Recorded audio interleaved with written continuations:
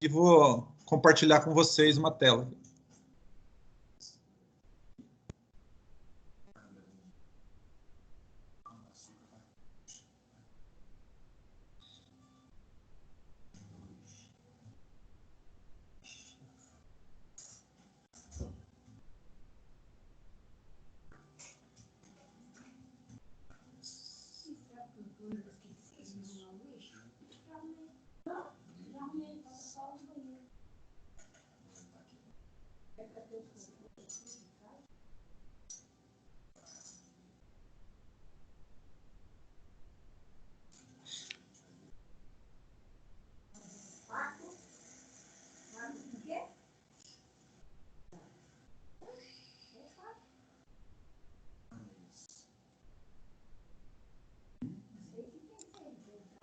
Pessoal visualizando, tranquilo?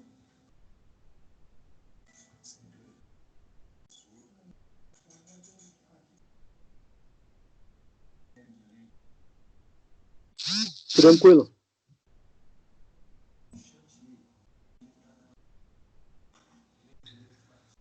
Então, gente, a nossa unidade que a gente vai estar trabalhando é a parte de diagnósticos em sistemas automotivos. Até um período passado, essa nossa unidade ela tinha um foco mais na parte só de eletrônica, o pessoal trabalhava muito mais a parte de motores, e a gente conversando e se acertando em relação a isso, junto com o pessoal que é da área, a gente achou por melhor a gente tá trabalhando num todo, porque o diagnóstico é uma coisa refinada que vocês vão fazer agora em todos os sistemas que vocês estudaram, na verdade, né? Então, o adequado é que a gente trabalhe todos os sistemas que a gente, no caso, viu aí no decorrer, para, no caso, a gente fazer um complemento daquilo que vocês fizeram em laboratório e agora fazendo uso muito mais do que vocês aprenderam, tá? Logicamente, a gente vai estar direcionando algumas coisas em relação a isso aí, porque quando a gente fala em diagnóstico, hoje na área automotiva tem diagnóstico guiado, tem diagnósticos aí com sistemas eletrônicos, tem diagnósticos com transdutores, tá? E aí tem uma série de coisas. Então a gente tem que ver num modo geral, gente, que na verdade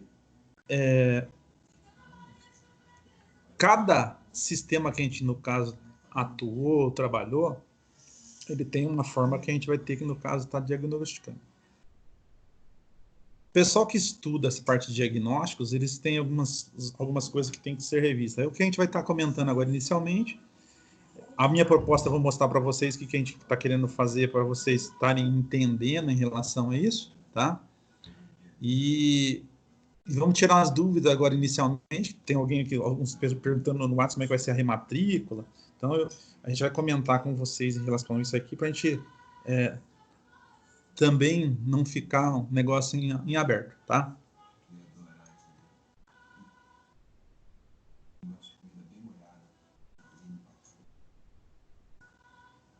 Bom, os conteúdos que nós vamos estar trabalhando nessa unidade estão relacionados aos sistemas mecânicos, aos sistemas elétricos e sistemas eletrônicos, tá? Fazendo uso de, no caso, ferramentas e instrumentos diagnósticos. Essas ferramentas a gente pode ser, dependendo da situação, e ferramentas de uso comum, tem ferramentas, no caso, que a gente faz que são específicas, tá? Às vezes eu vou usar uma ferramenta que vou verificar um comprimento, por exemplo, de um cabo para troca de marcha. Tá? É uma ferramenta. Instrumentos e diagnóstico, a gente tem aí os instrumentos de medida, que pode ser a parte de metrologia, tanto dimensional, quanto, por exemplo, a parte onde eu vou ver princípios físicos, que pode ser pressão, temperatura, tá? E isso varia muito no caso de um para o outro, tá? E Aí no final aqui eu coloquei que são todos os conceitos dos sistemas também expostos no decorrer do curso. Então, se houve, no caso, alguma falha, ou se a gente teve alguma dificuldade em algum sistema que a gente estudou lá para trás, a gente está, no caso aqui, procurando tirar nesse momento, tá? Eu acredito que, por exemplo, quando a gente fala em sistemas mecânicos, a gente vai usar de alguns artifícios, por exemplo, que não tem nada a ver, por exemplo, com instrumental e ferramental. A gente fala que a gente acaba usando, por exemplo, a parte sensorial, no caso do mecânico, né? Então, às vezes eu tenho o tato, eu tenho, por exemplo, a visão, eu tenho a audição, tá? Em alguns casos, até o olfato, porque se tiver algum vazamento, alguma coisa assim, no fim você acaba usando essa situação. Então, é um conjunto de coisas, tá? E, logicamente, quando a gente faz uso, por exemplo, de instrumentos, é quando a gente, no caso, trabalha com alguma coisa mais refinada. Então, se a gente, no caso, for trabalhar com a parte elétrica, eletrônica, tá? Ou mesmo a parte de combustíveis, sistemas de arrefecimento lá, os aditivos, vocês vão ver que, na verdade, às vezes a gente tem que fazer uso de algumas ferramentas para a gente estar, no caso, dando um diagnóstico mais, no caso, preciso.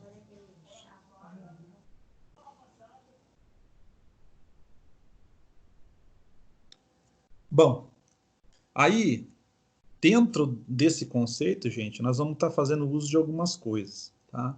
Aqui ele fala de ambiente AVA, porque vai estar liberado na plataforma para vocês, a gente vai ter uma disciplina lá dentro que é, no caso, diagnóstico. Não quer dizer que vocês vão ter que ler e fazer aquilo. Aquilo é, no caso, um apoio que vocês vão ter. Então, se vocês quiserem ler, ver tanto esse conceito, tem os exercícios para fazerem também, vai fazer parte, no caso, também do desenvolvimento da matéria. Então, vocês têm condição de estar acessando. Inclusive, tem lá os materiais. Vocês, acho que desde o começo também devem saber que a gente tem acesso à biblioteca digital. A biblioteca digital, os livros que são usados, ou os livros de referência lá no caso da área automotiva, tem todos eles também. E nesse momento, por exemplo, quando a gente fala em diagnóstico, a gente tem que retornar algumas coisas que a gente viu, alguns conceitos, tá? Para estar diagnosticando. Porque agora, gente, às vezes a gente fala de um macro, depois a gente tem que começar a refinar as coisas para poder, no caso, chegar realmente às causas do problema, tá? Porque às vezes a gente vê lá uma perca de potência, ou sei lá, um pedal de freio baixo, alguma coisa assim, que às vezes você pensa que é uma coisa que já comentaram com você, às vezes não tem nada a ver com aquilo que você tinha pensado. E, na verdade, a gente tem que começar a ver no macro e depois fazer o refinamento para a gente chegar até a causa específica, no caso do que está acontecendo realmente, tá? Então, a gente vai usar o AVA como um suporte, tá? Nessa disciplina. Existe aquelas disciplinas que eu falei para vocês que a gente teria que fazer nesse módulo, vai estar aberta para vocês, tá? Tem algumas datas que a gente vai ter que, no caso, mostrar aí para vocês depois. Eu tenho algumas coisas já pré-definidas. A gente fez um calendário que também não vai pesar. Já estamos contemplando um dia os dias que vocês podem, no caso, entrar no AVA, que esteja, no caso, mais disponível para não precisar falar assim, hoje eu tenho que entrar no AVA e tenho que falar com o Marcos lá. Não. Se vocês tiverem dificuldade de entrar no AVA, tiver com algum problema, é igual o Marcelo falou, se vocês quiserem que a gente acompanhe, tá? A gente vai estar disponível para estar fazendo isso também. Situação de aprendizagem. Eu falo em estudo de caso porque... Por que estudo de caso? A princípio, como nós estamos ainda à distância, gente, são soluções propostas ou problemas propostos que vocês vão ter que dar, no caso, uma solução no que a gente propõe, tá? E aí começa aquele critério de análise, porque nem sempre o que vai acontecer? Eu vou estar com alguém do lado que o cara já conhece o que é o defeito, que você... Então você vai, no caso, fazendo um refinamento e verificando o que pode e o que não pode ser o problema que você está encontrando, tá? Não quer dizer que vocês vão ter que, por exemplo, montar isso num papel, alguma coisa, porque vai chegar um ponto que isso é tanto dia a dia que, na verdade, você vai começar a raciocinar. E, às vezes, o que acontece? A gente vê muito mecânico que, às vezes, ele já está de cabeça quente, dia a dia dele lá, tem horário para entregar, o cliente em cima, e o cara não tem um padrão que ele seguiu, no caso, para fazer um diagnóstico, e aí ele acaba tendo problema, em caso, na solução. Tá? E diagnóstico, hoje, em dia, está relacionado, gente, a tempo e custo em relação para você, no caso, estar trabalhando. Quanto mais tempo você perde para fazer um diagnóstico, tá? Mais você está perdendo, na verdade. Então, quanto mais você realiza o diagnóstico mais rápido ou tem as ferramentas que facilitam isso, você agrega, no caso, na parte financeira, no caso da empresa. Né? Aqui, esses estudos de caso, a gente tem algumas coisas já pré-determinadas, eu tenho algumas coisas que eu estou montando, tá, para a gente estar interagindo, porque o dia a dia na oficina ou na concessionária, sei lá,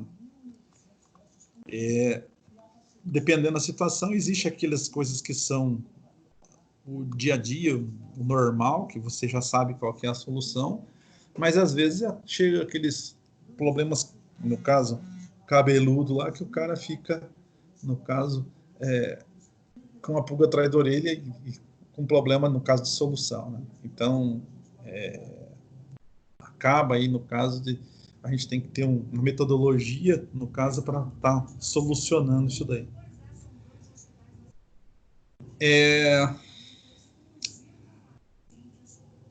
Hoje, se eu chegasse para vocês e falasse assim, olha, eu tô com o carro parado, eu estava andando, o carro parou do nada.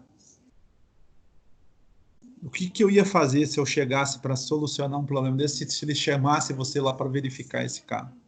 Ia mandar uma plataforma e trazer o carro para dentro da oficina? É uma solução, tá? Mas, em alguns casos, dependendo da situação, e os caras, onde ele está, eles pedem para o cara se deslocar até lá.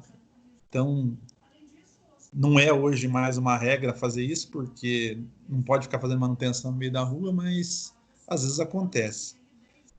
Mas a gente tem que pensar o seguinte, o carro parou, a gente tem que chegar lá e verificar as coisas mais passivas do que pode acontecer naquele momento para ele estar parando daquela forma. Tá? Então a gente tem que ir pensando o que você vai analisar. Se a gente pensar que é um motor, você já tem que pensar no triângulo do fogo. Se o triângulo do fogo, o que é? Se ele tem, no caso, combustível, ar a gente já sabe que está, no caso, disponível, a não ser que esteja com um filtro de ar entupido, né? E se ele tem centelha. Tá? Esse é um padrão já típico do que todo mundo faz quando é uma parte de motor. Só que hoje em dia a gente tem algumas coisas, por exemplo, que está acontecendo quando agrega a parte de eletrônica, que nem sempre, por exemplo, a gente consegue um bom funcionamento em relação a isso. Ou às vezes ele pega e apaga, tal. São características que a gente está tendo, no caso, nos dias de hoje. Então a gente tem que pensar um pouco diferente em relação a isso daí. Tá?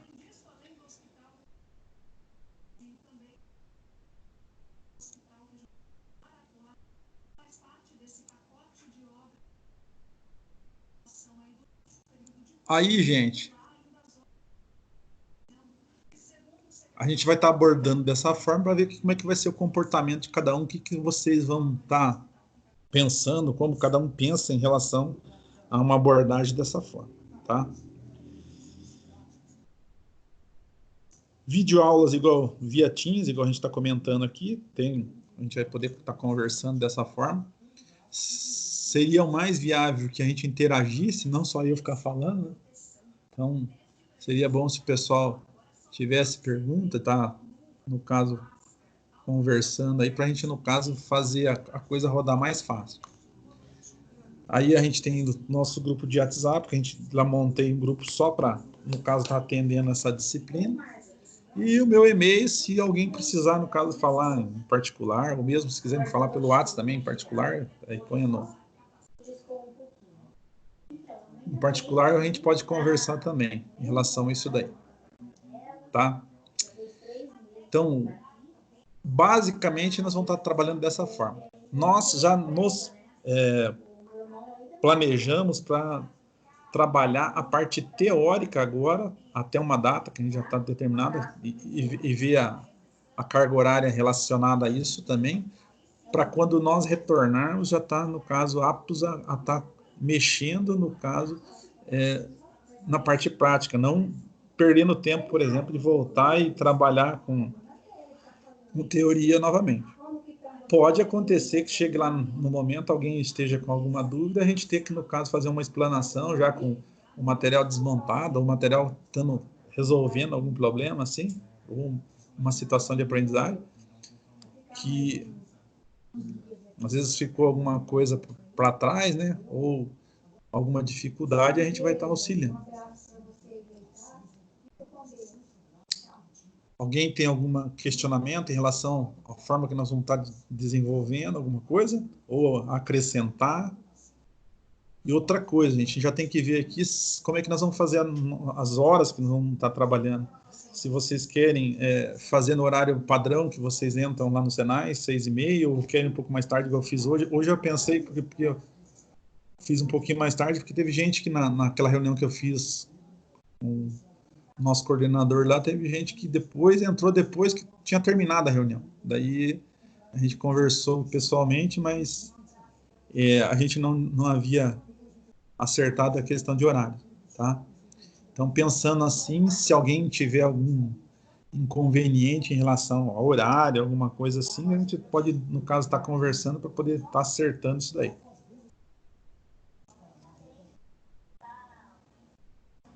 Tá conveniente esse horário das 19? Não tá? Como é que é isso? Se alguém tem algum empecilho de estar entrando nesse horário? Tem muitos que estão chegando do trabalho aí nesse horário, então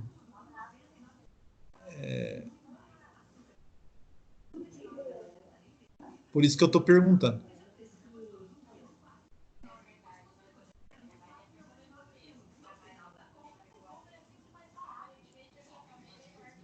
Bom, gente, em termos de avaliação, a gente vai, no caso, fazer alguma avaliação, lógico, faz parte do processo. Eu na verdade, vou falar para vocês que eu sou contra isso. Para mim, nota não diz nada. Eu gosto muito da repercussão e o retorno do aluno que ele dá, por exemplo, principalmente no laboratório, onde a gente está vendo se ele realmente aprendeu o que estava sendo proposto, tá?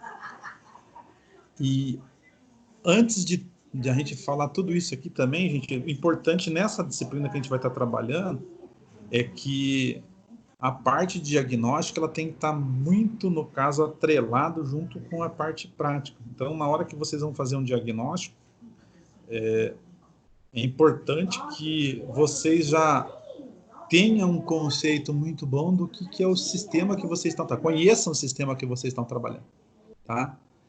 E as consequências, por exemplo, que podem trazer, no caso, se tiver algum problema em cada um desses sistemas que a gente está trabalhando.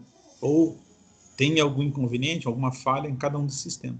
Então, a partir daí, quando você tem um conhecimento já do que a gente está sendo abordado, que está sendo solicitado, fica mais fácil da gente, no caso, estar fazendo esse tipo de diagnóstico.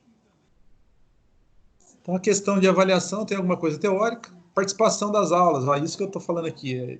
Eu sei que é difícil todo mundo estar aí, no caso, online. Tem alguns que têm dificuldade em relação a internet, às vezes está no dados móveis, então a gente vai ser bem maleável em relação a isso, tá?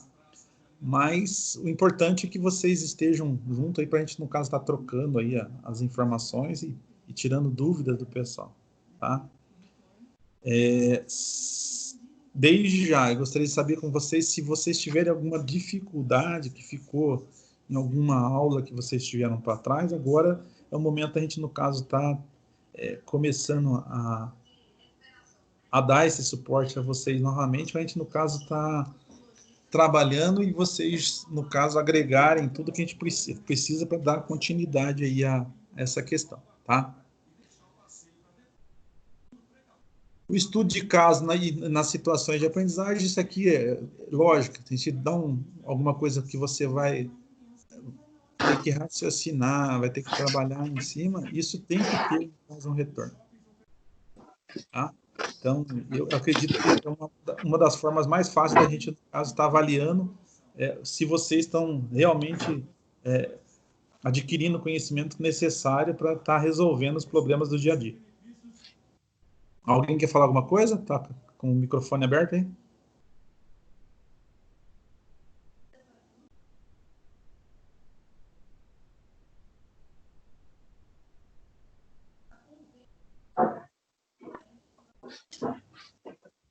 Bom, gente, inicialmente eu estou com esse calendário aqui, eu vou passar depois essa apresentação para vocês via WhatsApp, tá?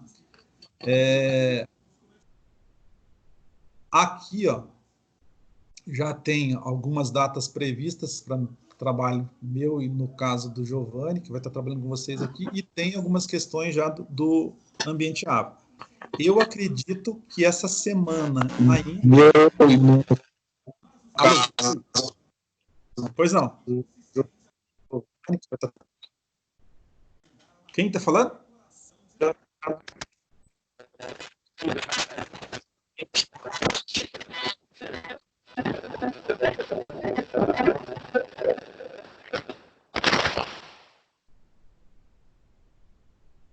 Luiz está com o microfone aberto, Luiz? Alguma coisa? Quer comentar?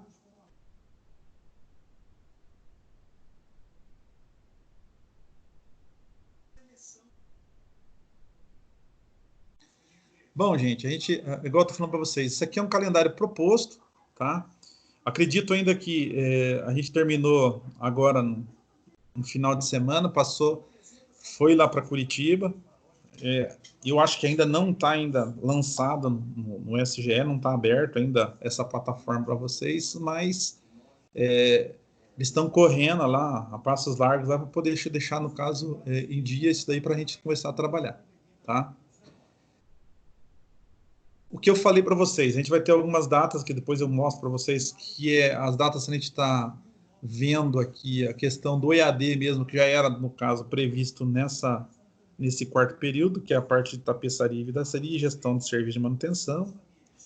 E o que eu havia falado com o Marcelo, nós não continuamos com a sexta-feira aqui livre. Caso vocês tenham alguma dificuldade em relação a desenvolvimento dessas matérias e queira que a gente auxilie, no caso, para a gente estar ajudando o pessoal nessas disciplinas aqui, a gente vai estar inteiramente à disposição para poder, no caso, auxiliar vocês aí, tá? Importante que a gente, no caso, tem uma estratégia aqui, por exemplo, nesses dias que a gente está propondo, que é EAD, realmente vocês procurem lá, entra lá, não precisa ler 20 páginas, 30 páginas, lê lá 2 páginas, 3 páginas cada vez que vocês entrarem.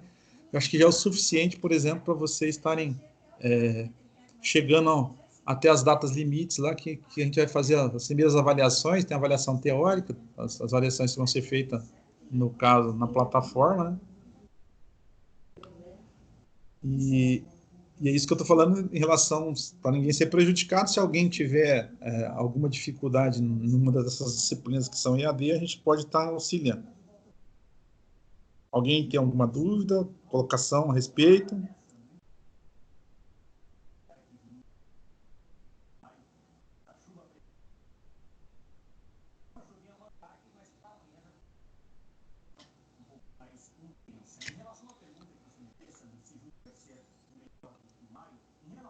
Bom, gente, eu vou passar para frente. Depois eu passo, quem tiver com dificuldade, só no caso, a gente conversa aí, no caso à parte, tá? Bom, aqui tem algumas coisas de conceitos que a gente vai ver sobre a parte de diagnóstico, tá? E depois a gente vai começar realmente a trabalhar alguns conceitos e alguns estudos de caso sobre os sistemas que a gente, no caso, estudou, tá? Então, aqui, na verdade, a unidade ela vai favorecer, no caso, que vocês, no caso, se planejem na hora de estar fazendo um diagnóstico, tá? Para que vocês resolvam ou diagnostiquem, por exemplo, o problema com a maior velocidade possível, tá? Logicamente, cada problema, né, ou cada situação são coisas distintas. Nunca eu vou ter, por exemplo, algo que seja, por exemplo, igual todos os dias. Para quem trabalha em oficina independente, um reparador independente, vocês vão ver que pela dimensão e pelo tipo, no caso, de atendimento que a gente faz, as quantidades de marcas que a gente tem no mercado, todo dia a gente está, no caso, enfrentando coisas diferentes. Quem trabalha em concessionária, tá? Independente da marca, o que vai acontecer? Sempre são, no caso, mais serviços esporádicos. Então, o que acontece? São revisões, são algumas coisas que acontecem rotineiramente, no caso, nesse ambiente. Já no caso na oficina também tem aquelas coisas que são rotinas, mas sempre estão, no caso, aparecendo coisas diferentes. E quando a gente trabalha com multimarcas, o fator de ser, no caso, diferente, uma marca, um comportamento, no caso, de um sistema para outro, então existe, no caso, as suas diferenças entre, no caso, a gente fazer manutenção num tipo de veículo, com outro tipo de veículo, então, e de uma forma geral, seria o adequado a gente estar montando uma estratégia para, no caso, cada um que vocês forem trabalhar. Não quer dizer que a gente vai ter que ficar montando isso num papel, nada disso, mas depois de um certo tempo, você já sabe o que você vai ter que fazer quando chega um determinado tipo de defeito ou falha, no caso, no sistema, que vocês vão ter que estar verificando, né? Tá? Então, dessa forma, acaba facilitando aí, por exemplo, a manutenção.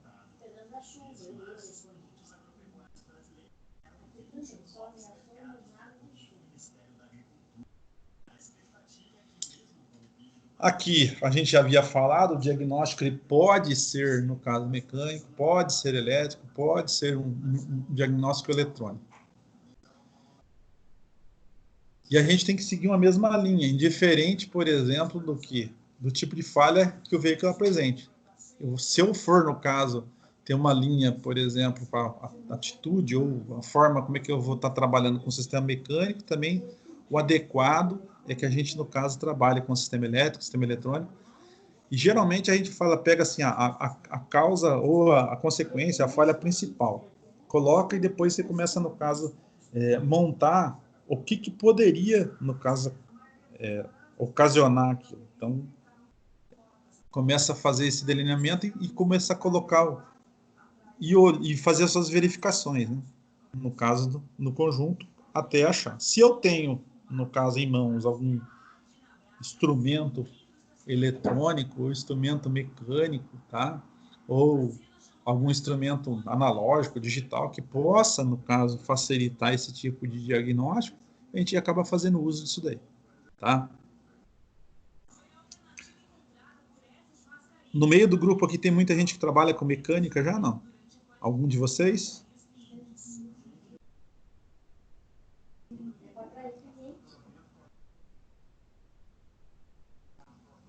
Sabe me dizer, Marcial? Ou se já tem muita gente que trabalha com mecânica? Deve ter uns 4, 5 quilinhos que mexem direto mesmo com a mecânica. Suspensão, motor, parte mecânica em geral, né? Certo. Tem alguém aí que é da área aí, que tá assistindo a live aqui com a gente, assistindo a aula aí com o pessoal, o Marcelo falou? Eu trabalho na área. Quem? Giovanni. Sim, Você tem alguma abordagem que você faça lá, por exemplo, quando vai resolver algum problema que o veículo chega, que é um negócio que você não conhece ou não?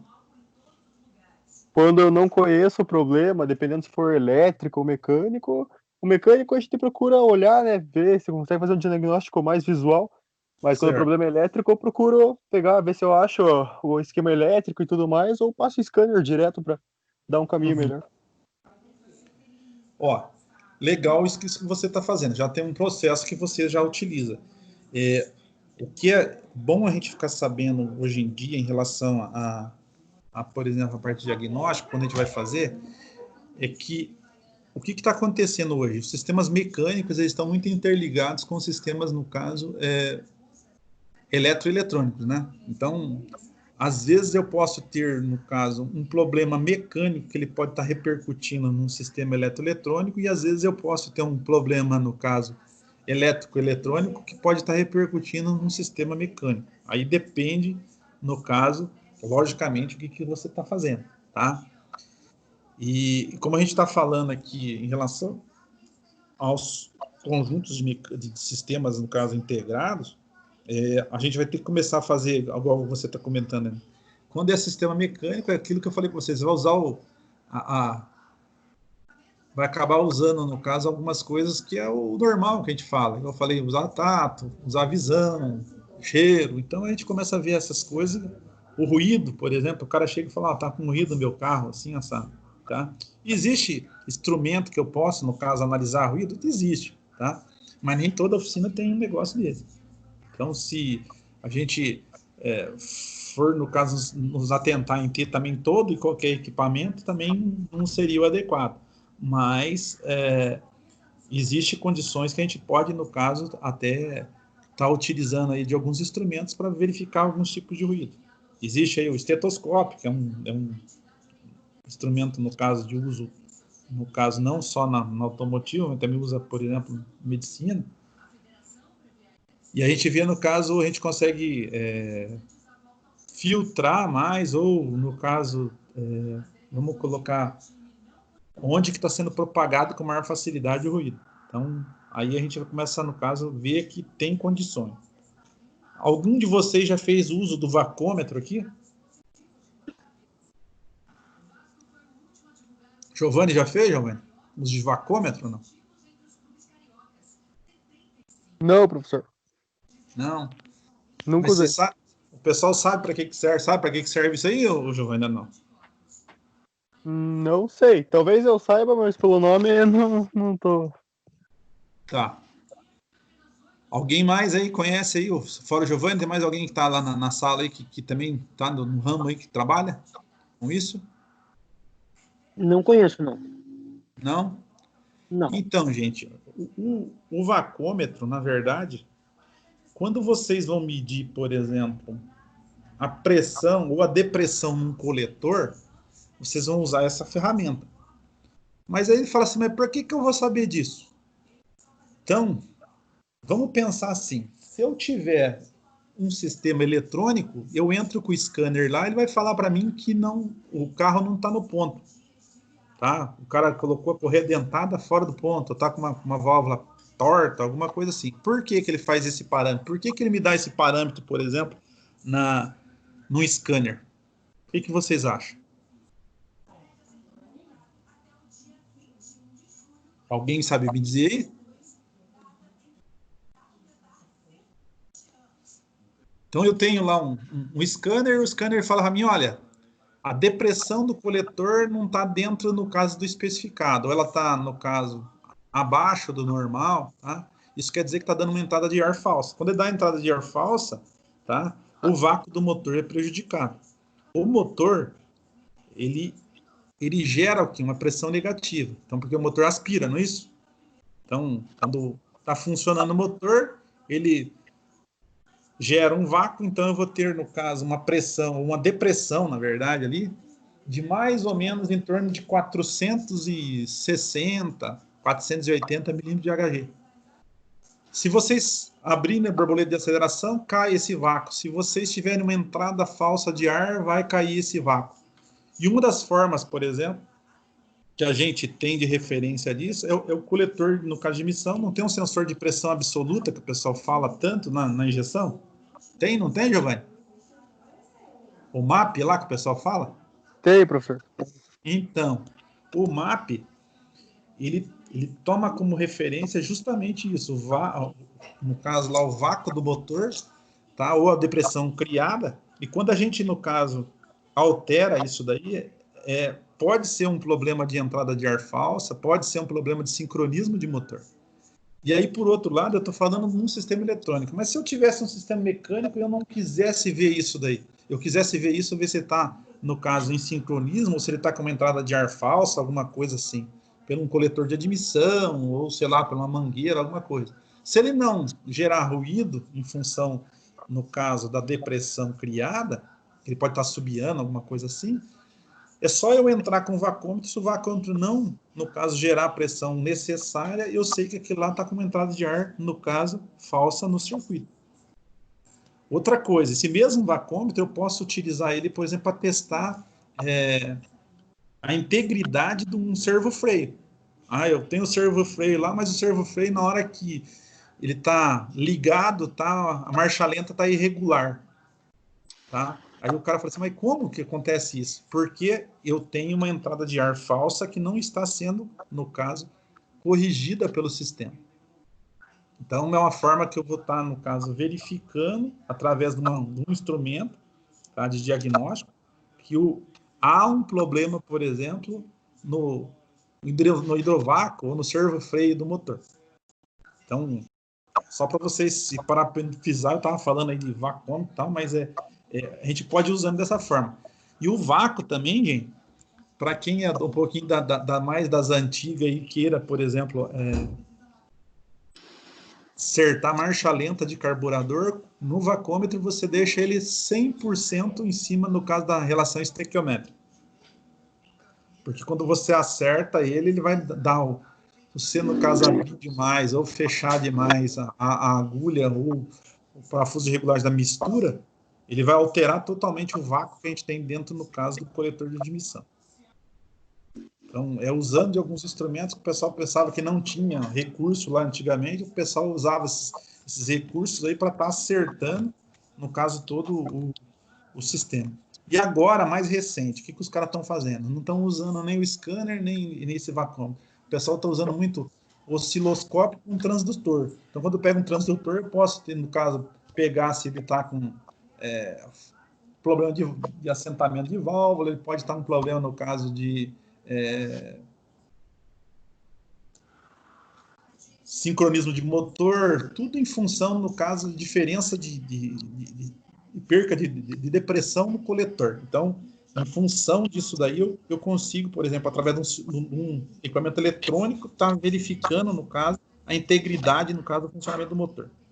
Então, são formas diferentes que a gente pode começar a encarar, que a gente pode, no caso, estar fazendo um diagnóstico, e um diagnóstico muito preciso em relação ao que a gente costumava fazer. Tá?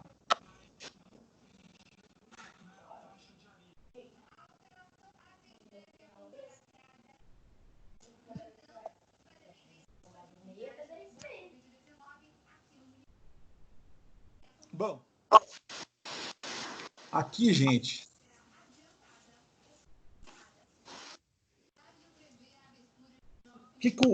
na verdade, o diagnóstico permite nós? Ele agiliza o quê? A reparação. Porque você já pensou você levar o veículo na tua oficina e você ficar o dia inteiro para resolver um pequeno problema? Que às vezes você ficou o dia todo lá perdendo tempo para poder resolver, tá? E aí entra justamente isso aqui. Ele fala aqui que aqui diferencia, no caso, o técnico ou um bom reparador. Por quê? Às vezes eu tenho eu tenho até um mecânico que ele seja muito bom, mas o conceito dele de funcionamento de algumas coisas ele não conhece ainda, não, tá? E às vezes ele fica tendo dificuldade, por exemplo, em organizar as ideias para, no caso, diagnosticar mais rápido. Principalmente agora, no caso, a gente está tendo a integração de sistemas, tá? Quando a gente fala de integração de sistemas, não é mais, por exemplo, só a injeção que vai estar, no caso, influenciando no funcionamento do motor. Então, eu tenho, como ela está interligada em rede, pode ser que uma série de outros resultados que esteja, no caso, acoplado ao sistema, pode estar alterando esse funcionamento, tá?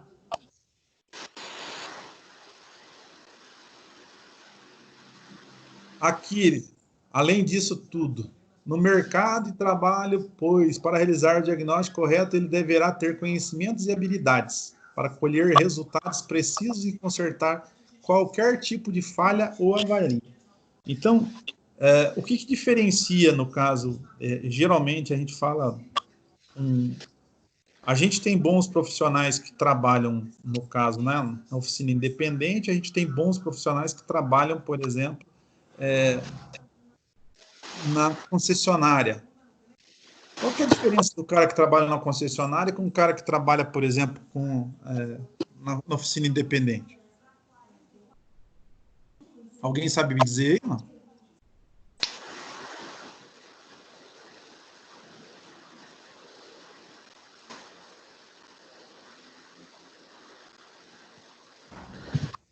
Arrisca, Marcelo?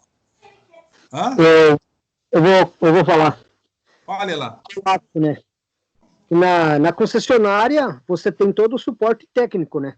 Tanto com ferramenta quanto com todo o sistema, né? Só que ele tem isso de quantas marcas? De uma marca só. Uma marca só. Então, o cara é um especialista em determinada marca, não é isso? E quando a gente fala, por exemplo, você já deve ter ouvido falar isso, porque às vezes o cara fala assim, ó, levei na concessionária e não resolveram nada. Aí o cara traz lá, porque às vezes na concessionária eles vão muito naquilo que eles não são de reparar, tem que trocar muito componente, não é isso? Isso faz parte, no caso do processo, quem trabalha em concessionária. E quando a coisa é assim muito... está muito escancarada, que é alguma coisa fácil de resolver, eles resolvem. Agora, quando tem que, no caso, por exemplo, eu estou com um problema de central, daí eles vão falar assim, troca a central eletrônica, tá? Só que o custo de manutenção, isso, por exemplo, para quem leva na concessionária, o custo é sempre mais elevado. Uma que eles têm que manter a estrutura, e existe um negócio que é primordial, que nós vamos falar ali, no caso, mais no final dessa disciplina, que é a parte de garantia. Quando a gente fala em garantia, no caso dos sistemas que são voltados às concessionárias, a concessionária ela tem um padrão de garantia de 1 ano, serviço prestado dentro, no caso da concessionária.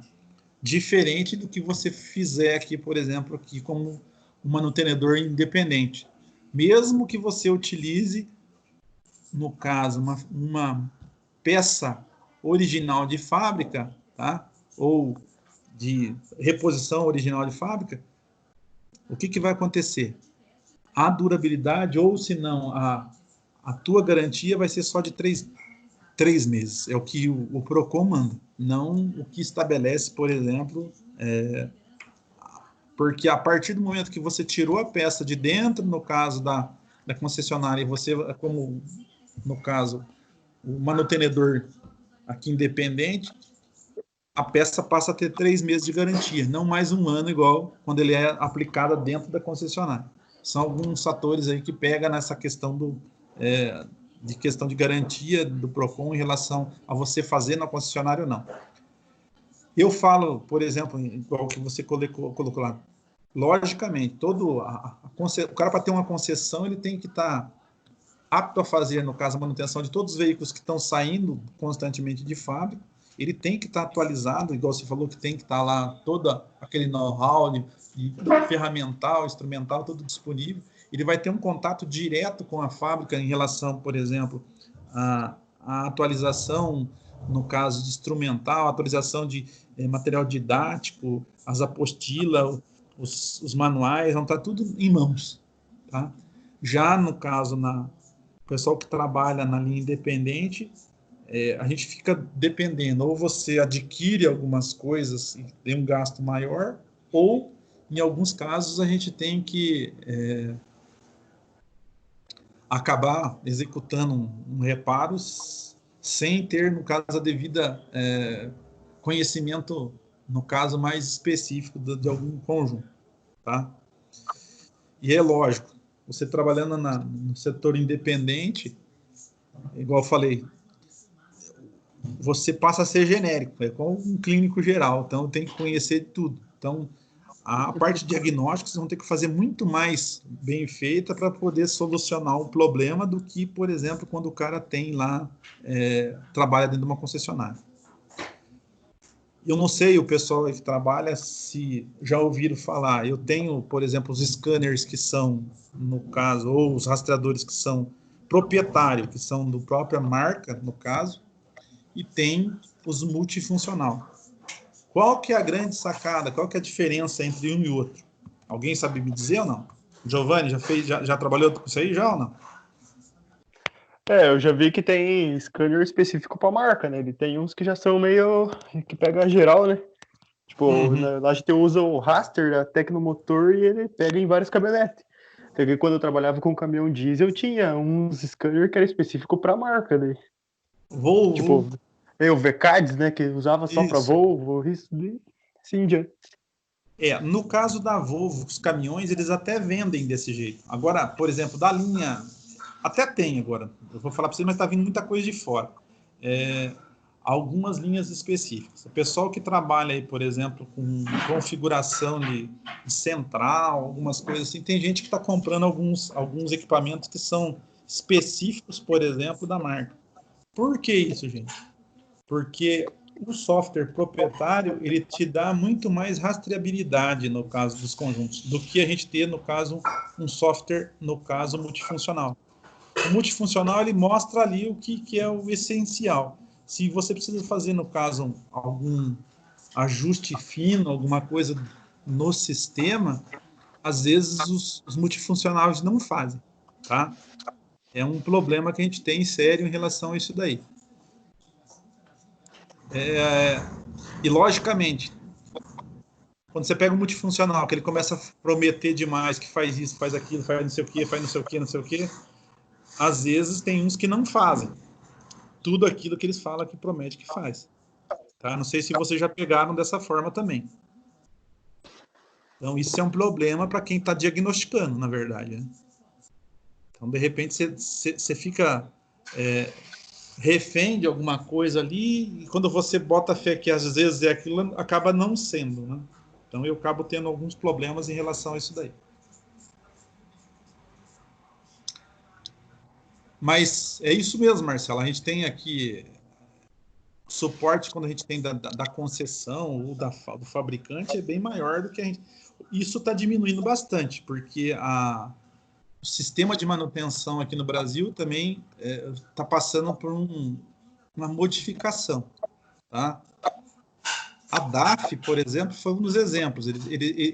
A concessionária deles, quem vai lá na fábrica, na concessionária do caminhão deles, eles fazem manutenção multimarcas, não só no caso da DAF. Eles fazem DAF, mas como os frotistas têm muitos caminhões também de outras marcas, isso possibilita que os caras também levem outras marcas que os caras estão fazendo. E isso agrega valor para dentro, no caso da oficina, na verdade. Né? É um diferencial. Se vocês forem na Europa, sei lá, em alguns outros países que tem por aí, lá qualquer oficina independente ele pode, no caso, fazer manutenção de uma marca.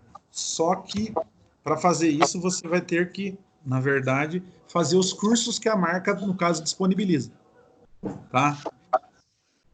Eu não sei se vocês já viram falar da ASE, no caso que tem nos Estados Unidos, que é um certificado de excelência em automotivo. Então, o mecânico ele faz a cada 2 anos lá um teste para verificar se ele, no caso, corresponde, sabe, no caso, fazer manutenção e diagnosticar defeitos e falhas naqueles sistemas que ele está se predispondo a ter aquela certificação.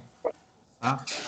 É uma forma diferente no caso de estar se atualizando, na verdade.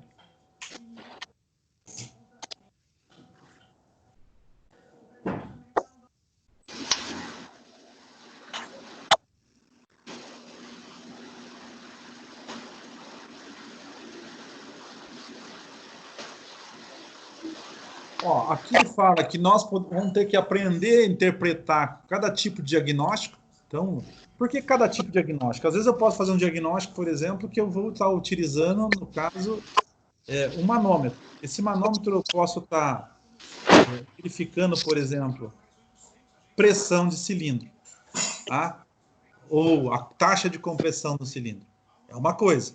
Só que nesse mesmo instrumento eu posso estar verificando a vazão do cilindro. Então, é um instrumento combinado. Se eu tiver um instrumento combinado, eu tenho que saber fazer uso, no caso, dos dois instrumentos. Tanto, no caso, o meu, no caso, manômetro, quanto, no caso, o meu medidor de vazão, que é um fluxômetro. Tá? Então, esses parâmetros a gente tem que estar estudando em relação a isso daí.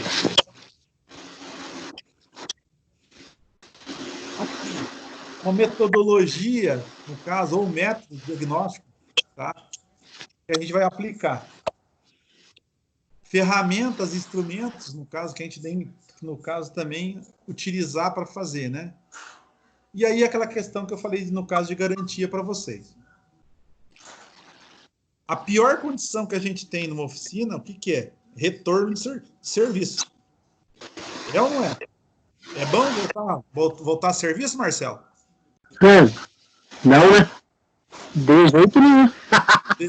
De jeito nenhum, né? E daí, Giovanni, o que você acha? É bom ou ruim? Ah, Deus o livre, não é muito bom, não. Então, quando a gente tem retorno, por exemplo, de serviço, a gente tem que parar tudo aquilo que a gente está fazendo. Então, na verdade, é um problema que, no caso, o cara não vai querer ficar esperando para você realizar de novo. Então, você vai ter que fazer um atendimento, no caso, às pressas, né?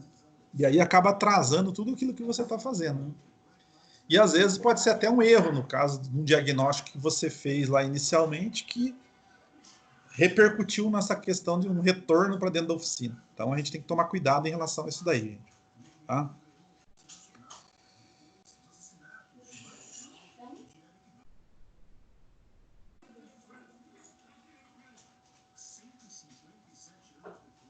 Ó, a gente tem que, no caso, aprender a definir algumas coisas. Um sintoma, o que é a falha e qual que foi a causa. Tá? O sintoma é o que aconteceu e o que está acontecendo. O veículo está, por exemplo, igual o pessoal fala, o carro está tossindo. O que é tossindo? Na hora que você retoma, ele dá falta. Mas ele pode dar falta de que forma?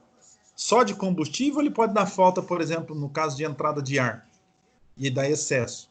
O carro ele só falha porque ele tem excesso ou porque ele só tem falta de combustível? Como é que ele falha?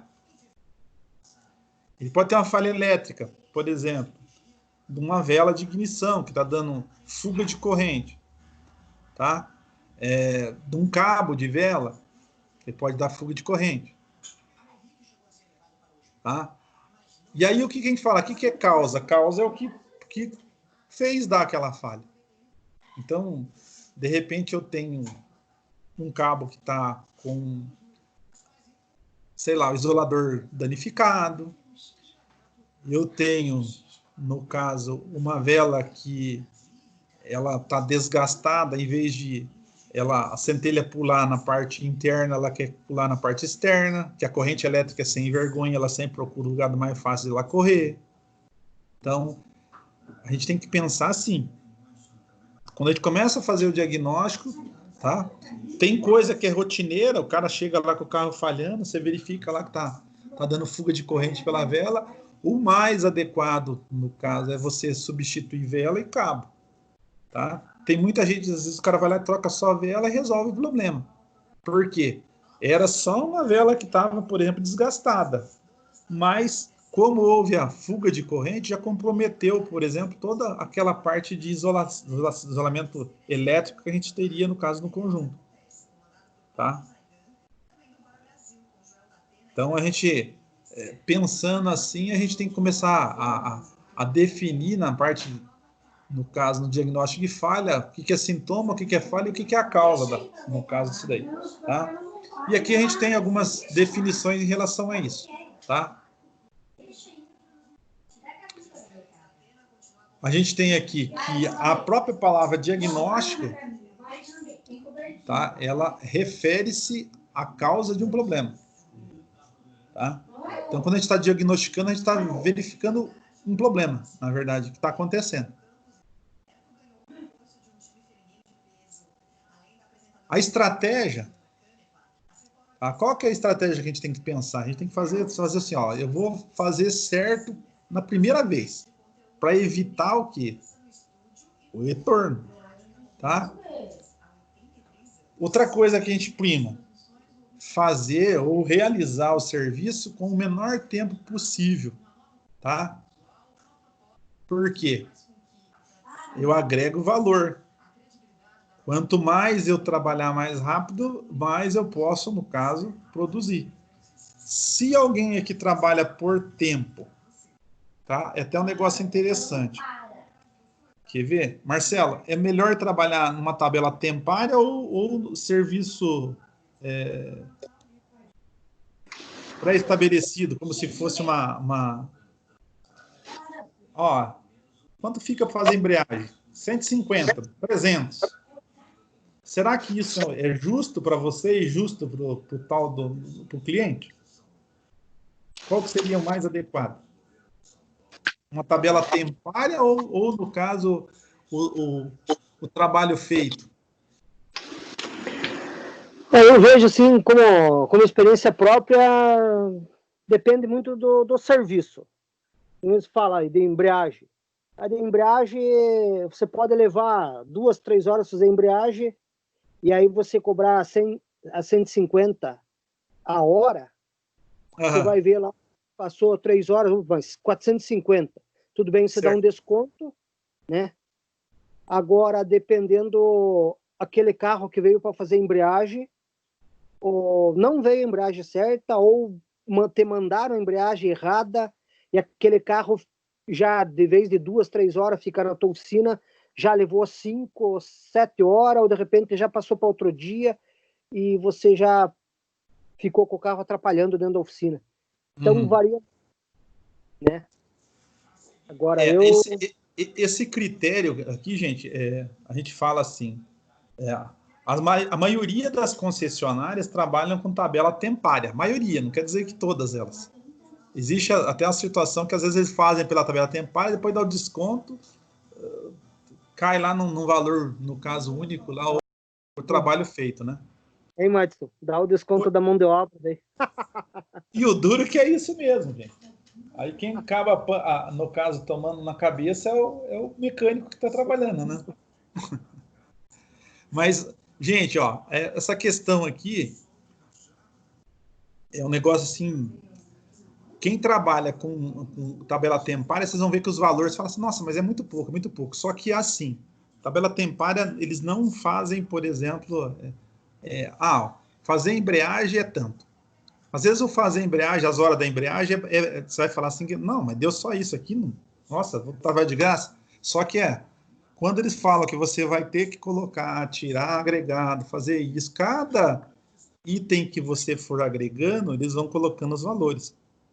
Principalmente para quem trabalha aí para frotista, trabalha, por exemplo, para locadora. Então, as locadoras trabalham muito com essa questão aí, porque eles têm aqueles cartão de manutenção, sabe? E o cartão de manutenção trabalha muito com essa questão de tabela tempária. Só que quando eles começam a agregar, no caso, as horas trabalhadas, no fim ainda fica num valor, no caso, assim, que não é muito fora da realidade, vamos colocar assim. Tá? Que é isso que você colocou aí, Marcelo. Quando a gente pega um carro aqui da Zebra, o cara chegou lá, tem que mandar tirar o volante, que tem que tornear. Quebrou um parafuso na hora, no caso, de tirar lá o escapamento. Quebrou o parafuso na hora de tirar, no caso, o platô. Aí começa a barba do gato começar a crescer, na verdade, né?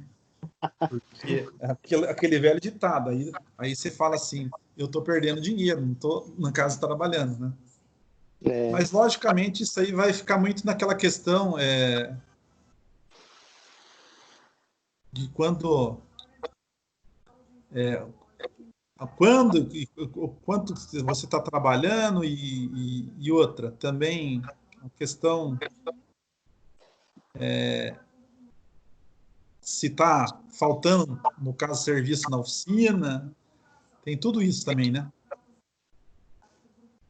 De um modo geral, hoje, gente, se você for aquele cara que trabalha com uma certa qualidade aqui, ó, mantendo a qualidade de serviço, e você também não tem no caso, um valor ali que não seja assim também astronômico, as oficinas mantêm-se aí no caso uma frequência de serviço até que razoável, tá?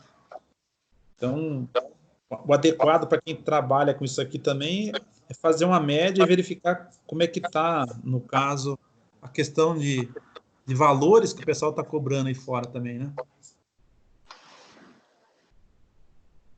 Alguém tem alguma coisa a colocar aí?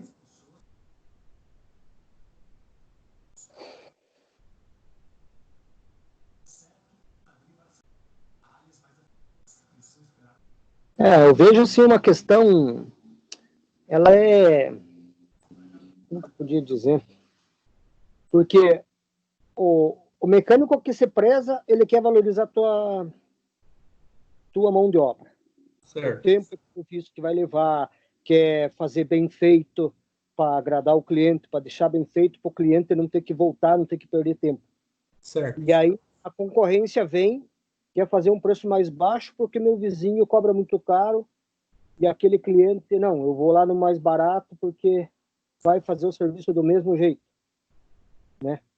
Mas a qualidade pode ser inferior, pode ser o mesmo, e aí eu vejo assim que varia de oficina para oficina, de concessionária para concessionária, do mecânico que trabalhou na concessionária hoje abriu a sua própria oficina, né? Certo. De tudo que tipo de mecânico eu estou falando, assim. E que nem a questão que estava falando ali. Então, varia hoje muito, né? Você dá um valor, vai pegar um serviço, você dá um valor antes. Quem o professor falou ali. Foi fazer embreagem, quebrou o parafuso do escape, coisa que você não contava com isso, né? Mas eu vejo que hoje você ganha, amanhã não fiz nada, tô parado. Mas, sim, em compensação, no outro dia seguinte, você vai ganhar pelo dia que você fica parado, né?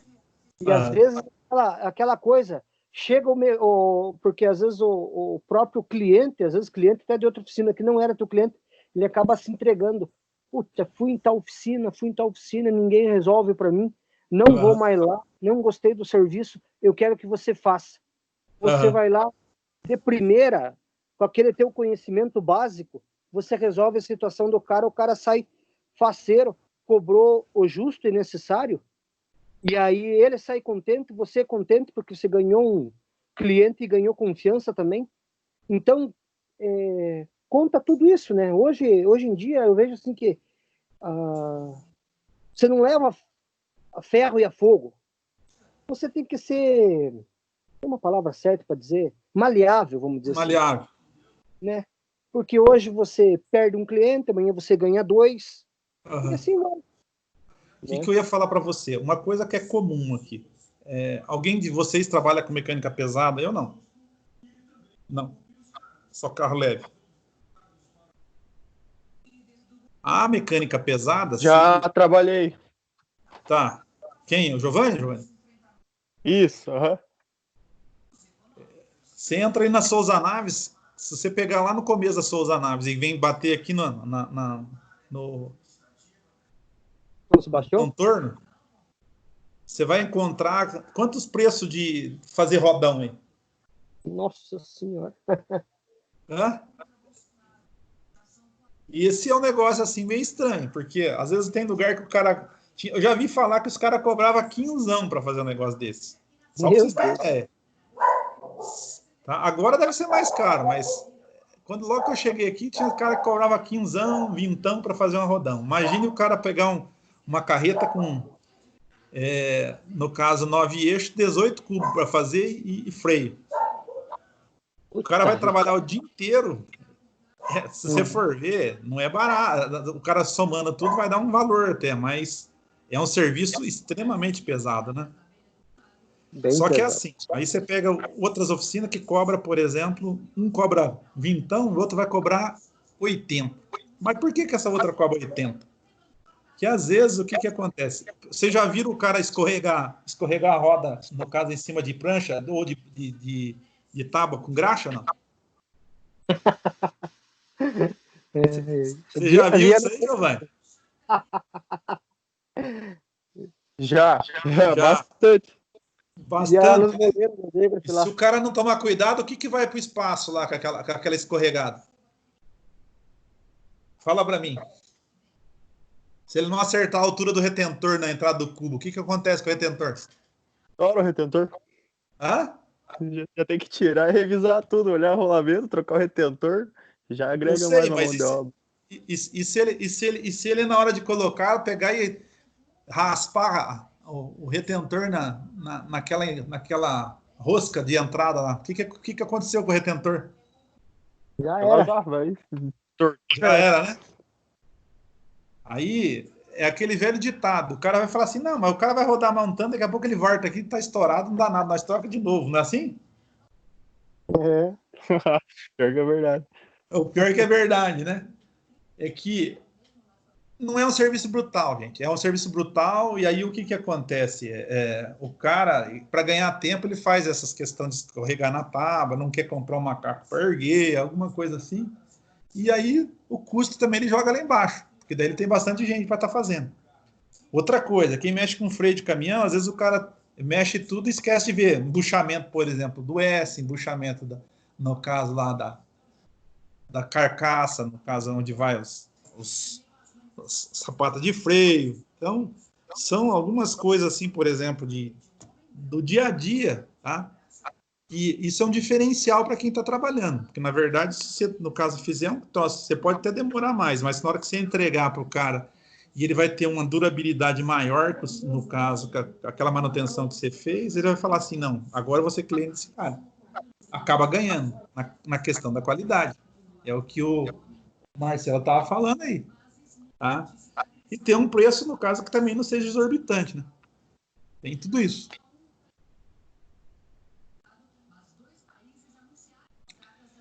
Bom, dando continuidade aqui, gente, a gente tem que ver aqui, ó. O diagnose, ela está dividida em duas fases, tá? Consiste em captar quantidade de informações sobre o inconveniente por meio de uma entrevista com o cliente.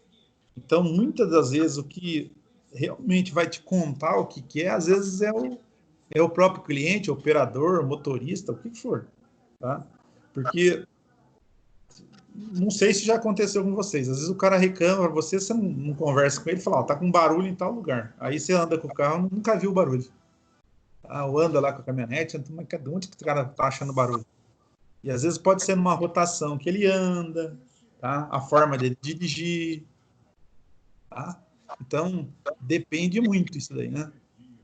Então, na hora que vocês pararem e precisar conversar com o cliente, o ideal é que vocês, no caso, façam uma entrevista para o camarada mesmo, para ele dar um retorno para vocês de que quando, como, onde, tá? Que está acontecendo, no caso, aquele inconveniente ou aquela falha.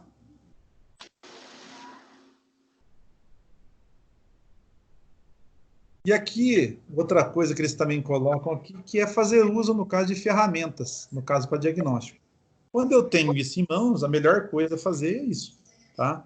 que tem mais confiabilidade, por exemplo, principalmente agora que a gente tem esses sistemas eletrônicos, porque senão daqui a pouco você sai trocando aí metade, no caso, dos componentes do sistema e não consegue resolver o problema, né? Então, se a gente não fizer um uso coerente disso daqui, a gente vai acabar, no caso, aumentando aí custo de manutenção, assim, de uma forma, no caso, assim, astronômica.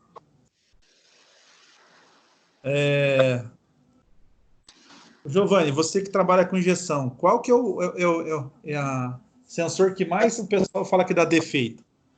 Que aparece sempre lá no scanner. O nosso lá aparece bastante de rotação e de fase. Rotação e fase. E sonda lambda, você nunca pegou lá muita que sempre está com problema de sonda lambda? Pegava antes, agora ali, quando eu comecei a fazer a parte de caminhonete, até agora eu não peguei muito problema usando sonda lambda. Ah, tá. É que agora tá mais com mais diesel, então. Mas a diesel mesmo, daí é difícil dar problema. Então tá. É que os carros, vocês vão perguntar aí quando eu falei de sonda lambda, porque a sonda lambda, gente, ela é na saída do escape. Toda e qualquer, no caso, inconveniente que eu tiver no funcionamento do motor, ela vai repercutir lá, porque vai alterar o quê? A quantidade, no caso, no caso, queima de combustível. Altera lá a quantidade de saída de oxigênio, a quantidade de gasolina que está saindo e tal. Então, às vezes ele condena muito a sonda lambda, ele não tem nada a ver com sonda lambda. Entrada falsa de ar, bomba de gasolina, por exemplo, com baixa pressão, filtro de combustível entupido, tá? Entrada falsa de ar, excesso de combustível, sensor de temperatura de água, sensor de temperatura de ar. Aí ele começa a repercutir, porque ele tenta corrigir, até ela chegar a um ponto que ela satura. Quando ela satura, ela grava lá que está com problema na sonda lambda. Aí o cara chega e troca a sonda lambda, não resolve o problema. Vai dar um retorno. Já pegaram isso ou não? Giovanni, quando trabalhava com carro lá, ou alguma coisa assim? Não, ou Marcelo? eu trabalhava com caminhão. Oi? Eu nunca peguei com esse problema, não. Não. Não, mexo com gasolina, diesel, mas não. Esse problema de sonda lambda, não. Já que dá esse problema, né? Sonda lambda, sim, eu particularmente nunca peguei. Já troquei sensor de rotação, sensor de fase, resolveu o problema. O último foi um Corsa que eu troquei o sensor de rotação. Ele... Geralmente você estava andando com ele, o cliente reclamou que de repente ele desligava sozinho. Cortava. Aí, cortava. Acendia a luz do painel lá, virava a chave, batia, pegava. Aí a menina que andava com o carro estava com medo de ser com o carro porque tinha pânico, né? De repente ia apagar no meio da avenida. Aí ela trouxe para mim aqui e resolvi com o sensor de rotação. Ah, tá. Acabou o problema. Eu já peguei um caso parecido com o teu, só que era um Subaru. O cara, ele parava na rua, às vezes não pegava o carro, aí ele falava assim, da partida, gira e não pega. Aí ele trazia na oficina, fazia tudo quanto é teste e o carro funcionava normal. Ele já tinha trocado, acho que uns 6 regulador de pressão já. Eles falavam que estava com furando, isso e aquilo, mas não era, não tinha nada a ver. Tá? E aí caiu um dia que, na verdade, parou lá na padaria perto da oficina, que a gente tinha oficina, aí o carro não pegava, daí ele chamou lá na hora, daí eu fui ver, não tinha ele nem acionava, no caso, a bomba, e nem, no caso, na verdade, ele não funcionava a parte de pulsação de bico também, e nem a ignição. Aí eu fui notar, só que tive que fazer um pedido que era um Subaru daqueles primeiros, 95, 96. Não tinha aqui no país esse troço. Pedi de fora a peça. E era um motor boxer, aquele deitado. Hein? Mas São alguns inconvenientes que a gente vai pegando.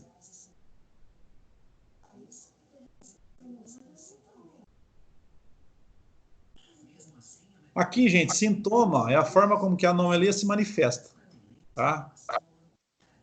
Funcionamento de algo, por exemplo, funcionamento do motor, então é um sintoma, tá falhando, tá, no caso, sem força, sintoma.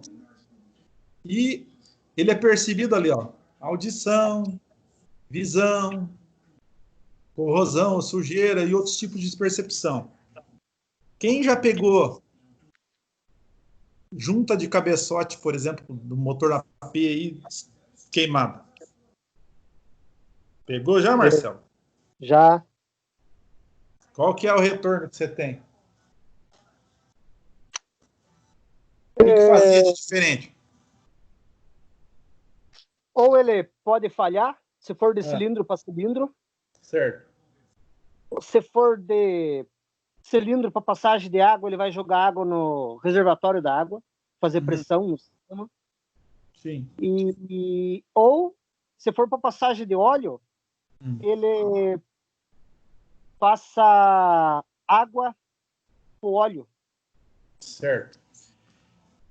O primeiro que você falou lá, que é o de passagem, no caso de cilindro para cilindro, você já viu o motor rajar por causa de estar queimada junta, não? Rajar? Não. Rajar? Nunca viu? Não. Por ter queimada junta? É.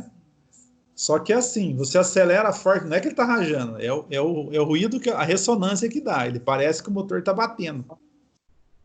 O motor AP é comum fazer isso daí.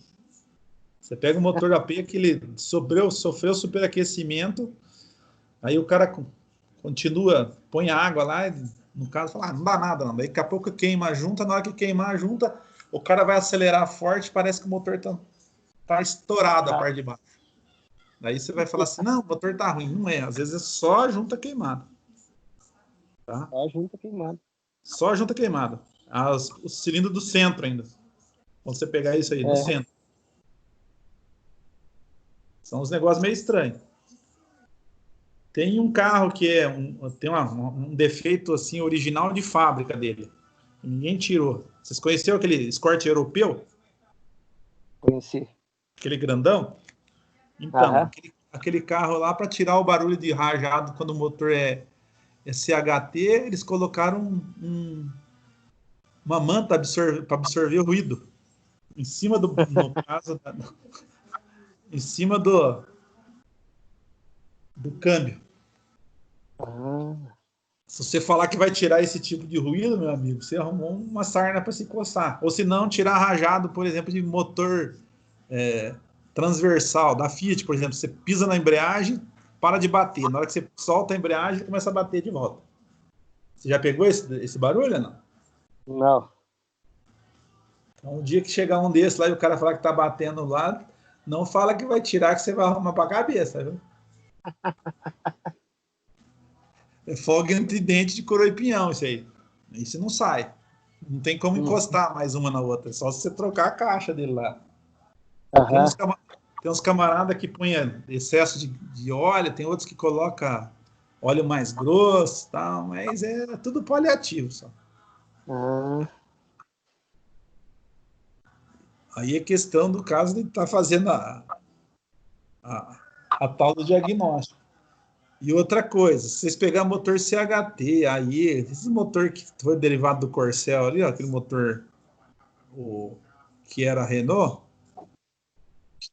tiver queimando o óleo, tá? Não adianta fazer cabeçote, viu? Não adianta. Fazer cabeçote para a cabeça. Os dois que eu fiz foi o motor inteiro. Mas tá certo. Escort e um Gol. E outra coisa, que lá tem que estar muito bom o bloco também. Se ele tiver enferrujado o bloco lá na sentar a camisa, começa a vazar água para dentro do cilindro também. Bem isso mesmo. É outra zica. Para quem mexe com o setor e vai pegando essas coisas, vai aprendendo. Vai aprendendo. Aprender a marra, né? De tanto apanhar. Tanto apanhar, Aqui, ó, um exemplo aqui, a maioria do pessoal reclama muito isso aqui, ó.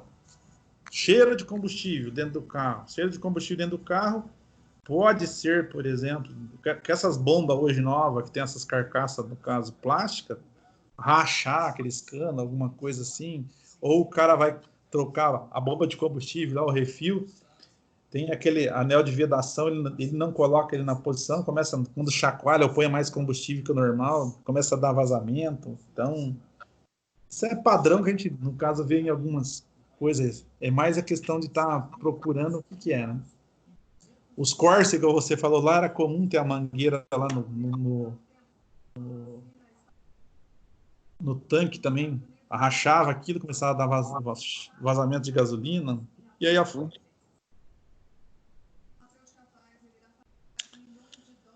Falha, gente, ó. Tudo aquilo capaz de provocar um funcionamento fora do especificado. Então, se eu tiver uma vela, no caso, queimada, ou ela esteja carbonizada, ou ela esteja com subiu o óleo, vai funcionar o motor? Vai funcionar com 3 cilindros. Só que, por outro lado, o que vai acontecer? Fora do padrão. Se eu pegar, por exemplo, sei lá, um bico gotejando, também vai funcionar fora do padrão. Só que o consumo desse combustível, ou o consumo de combustível do carro, vai lá para cima. A emissão vai lá para cima. Tá? O carro funciona? Funciona. Uma bobina com a saída queimada, um cabo queimado. Então, vai por aí afora, né? E às vezes, quando eu pego excesso demais, que está gotejando, também vai gerar cheiro de combustível, dependendo da situação. Ou, em alguns casos, vocês já pegaram aquele carro que tem cheiro de ovo choco no escapamento, não? Já, Marcelo? Ou não? Não. Não pegou esse ainda? Não.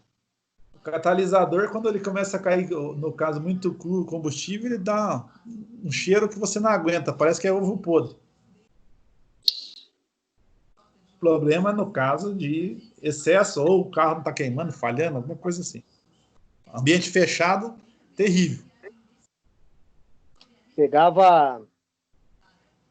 Quando eu passei lá na Iveco, em Itajaí, pegava os caminhões com catalisador entupido. Sim. Aí ele perde potência, né? Amarra o caminhão e não vai, né? O que vocês faziam? Abria só ou fazia degeneração só? Eu mandava abrir. Abrir, né? Quando o cliente autorizava de trocar, porque é muito caro, né? Isso. Na época lá, que eu passei lá em 2018, estava em torno de 8, 9 mil reais uma peça daquela lá. O da Volvo aqui, o da DAF, ele tá chegando uns 25, acho, hoje. Isso. 5? É. E é uma aí, paulada. geralmente eu mandava abrir, ou tirava de outro caminhão, colocava, e aí, entendeu? Até eles resolver. Catalisador entupido, por exemplo, de carro aqui, ele fica sem força também, se vocês pegarem. Às vezes nem funciona por causa do catalisador entupido. Aí o pessoal vai lá e tira o catalisador, né? Deixa ele oco, né? É que aqui a nossa legislação também não funciona. Se ele funcionasse, o cara fizesse isso de ocar e passar por uma inspeção, não passa, né? Mas já vi ali caso ali de MAN ali na Retmac ali que a polícia pegou. Entendeu? E aí deu multa, né? Daí o dono não tinha mais. A multa é mais caro quase que o valor da peça, né? Aí o cara troca. Tá certo. Deixa eu ver aqui. Causa, gente, ó. É o motivo que acabou provocando a falha. Então, se a gente falar assim, que a vela, por exemplo, está falhando, subindo óleo, por exemplo, a causa dele, por exemplo, é o motor já desgastado, tá? Ou se não, excesso de combustível. Se eu tiver, por exemplo, um bico gotejando, ele vai carbonizar até parar de funcionar, no caso, a vela. Então, a gente tem que fazer essas verificações. Não é só chegar e trocar, por exemplo, a vela lá e resolver o problema. Na hora ali, o cara saiu, não tem problema nenhum. dali 2, 3 dias o cara volta com o mesmo defeito, tá? Então tem que tomar cuidado em relação a isso daí, gente. A detecção, no caso a causa explícita, na verdade, o que está, no caso, acontecendo, para evitar o quê? Que a gente tem um retorno porque você, na hora, só resolveu aquele problema. Tá? O pessoal aí que pegava aí, trabalhou muito com linha Ford, Fiesta, aí, ó, dava muito problema de som da lâmpada, igual eu falei para vocês também, só que a som da lâmpada daquele carro, ele tinha resistência diferente, no caso, no aquecimento dele. Então, se você pegasse uma daquelas universal e colocasse no lugar, ia ter problema. Tá? Então, assim, o dia a dia, você vai trabalhando na oficina, vai pegando, cada dia pega uma coisa, assim, acaba, depois começa a pegar ela frequente, você vê que é um defeito que sempre vai estar presente, né?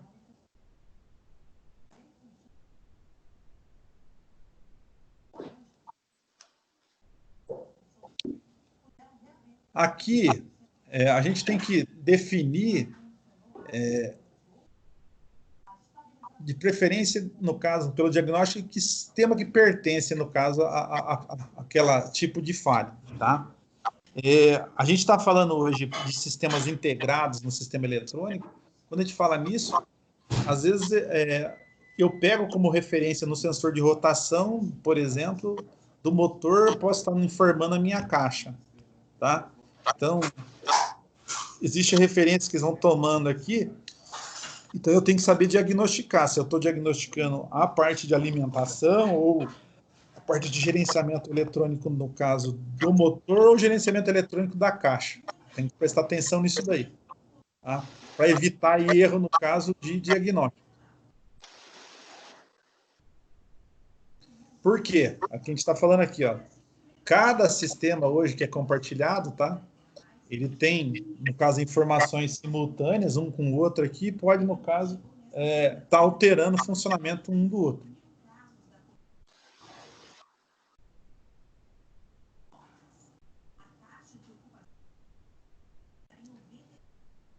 Aqui ele fala que o sistema de gerenciamento do motor, ele pode estar subdividido, só para a gente ter uma ideia aqui, ó. Dentro do gerenciamento do motor, eu tenho um sistema de ignição, sistema de admissão de ar e sistema de alimentação de combustível. São 3 sistemas dentro de um só. Então, o que acontece? Tem muita gente que acha que o carro está falhando, por exemplo, que ele já olhou a parte da injeção, gerenciamento da injeção, está tudo ok. Esquece que o carro tem que ter uma ignição também. Ou aquilo que eu falo para vocês, sistema de ar. O ar aqui tem aqui a questão, por exemplo, de tomada de entrada de ar, tem o sensor de temperatura de ar, tem fluxo de ar, tem a parte de depressão de cilindro, depressão no caso de coletor, que está tudo nesse sistema de ar. Aí o cara fica procurando em outros lugares que não tem nada a ver. Tá? Ou mesma coisa, igual eu falei para vocês, às vezes eu tenho uma bomba lá que está com deficiência, por exemplo, de alimentação, ela está já fraca, ela altera, no caso, a sonda lambda, porque vai estar trabalhando com uma mistura muito pobre, e aí o que acontece? A sonda tenta corrigir, não consegue, ela vai detectar e vai, no caso, acabar gerando um código de falha. Tá? Ela gera esse código de falha, vai lá identificar no sistema que é problema na sonda lambda. E é um problema mecânico, ou um eletromecânico que está tendo na nossa bomba de combustível.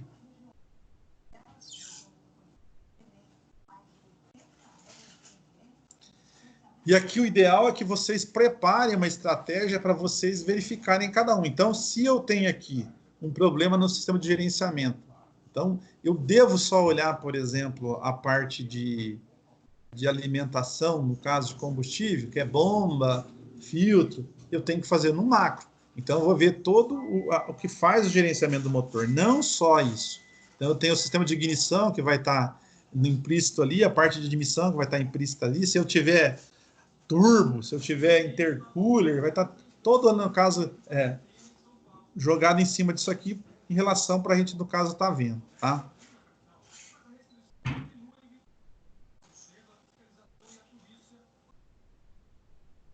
Aqui ele fala que a nossa estratégia de diagnóstico ela tem que ser constituída de uma cadeia lógica que define como devemos utilizar as informações para identificar e descartar uma falha.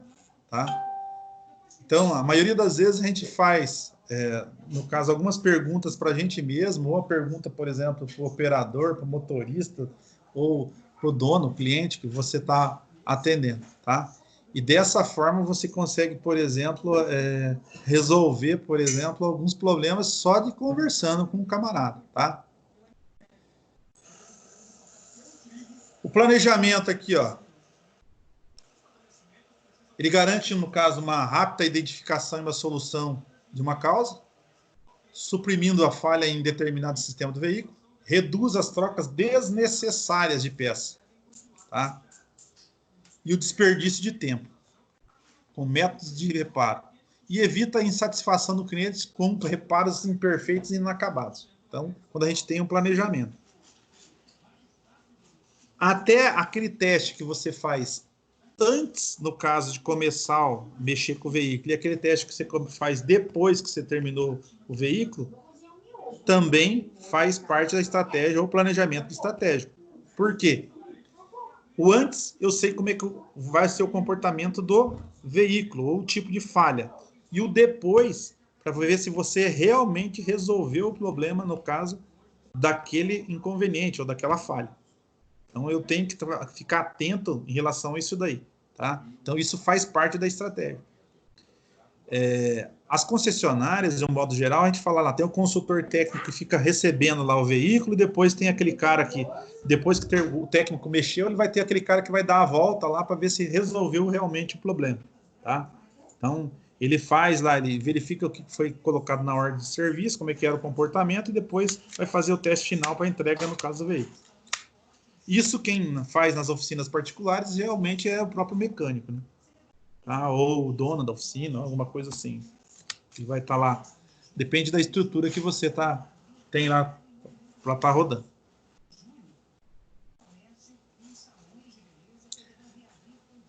Aqui, uma coisa que tem muita gente que não gosta de fazer, porque os caras falam assim, não, eu não atendo cliente, mas só que, por exemplo, existe concessionárias hoje que, para ter por exemplo, um atendimento personalizado, o próprio mecânico vai lá e faz o atendimento.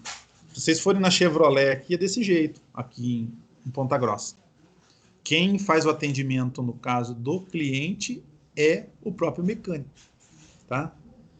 Então, ele tem aquela primeira pessoa que vai dar o startup, entender lá, pegar e atender o camarada, e tem, no caso, o mecânico que vai depois pegar e conversar realmente com o próprio cliente para resolver o problema, no caso, que está acontecendo.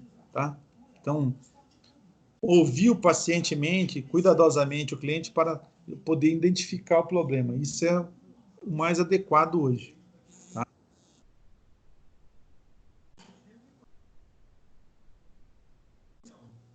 Como que eu especifico, no caso, um problema? Então, eu tenho que verificar onde que está localizado esse problema, onde que o cara, no caso, fala que está acontecendo. Você vai ter que verificar a gravidade ou extensão, né? A frequência com que ocorre, no caso, o cara vai contar para vocês, tá na parte da manhã, no período da tarde, ou quando o veículo esquenta, ou quando o veículo está frio. Aí depende muito, no caso, a forma, né? E aí existe algumas tendências, no caso, que a gente, conforme, no caso, a análise que você está fazendo, tá?